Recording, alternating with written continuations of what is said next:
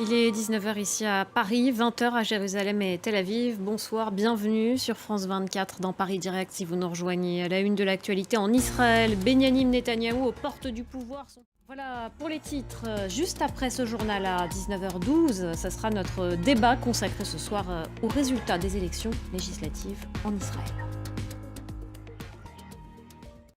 En Israël, à 73 ans, l'ex-premier ministre Benyamin Netanyahou se rapproche donc à nouveau du pouvoir après les législatives d'hier, les 5e en 3 ans et demi, sauf surprise lors des résultats définitifs en s'alliant avec l'extrême droite. Eh bien, Benyamin Netanyahou devrait avoir une majorité à la Knesset. À Jérusalem, on retrouve Gwendoline de Bono, notre correspondante. Et les résultats de ces élections législatives en Israël, ça sera le thème de notre débat juste après ce journal.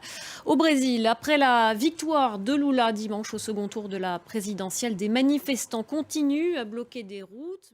Nous sommes à 6 jours maintenant des élections de mi-mandat aux États-Unis. Alors que le camp démocrate est à la traîne dans les sondages, le président américain Joe Biden a tenu un meeting à Miami, en Floride. Quant à l'ancien président Barack Obama, il était lui dans le Nevada. On voit ça avec Nabia Makloufi.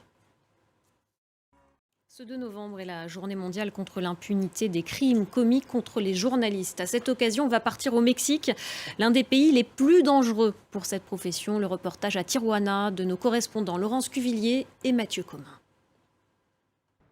Et enfin en France, une semaine après son décès à l'âge de 102 ans, le peintre Pierre Soulages a reçu aujourd'hui un hommage national.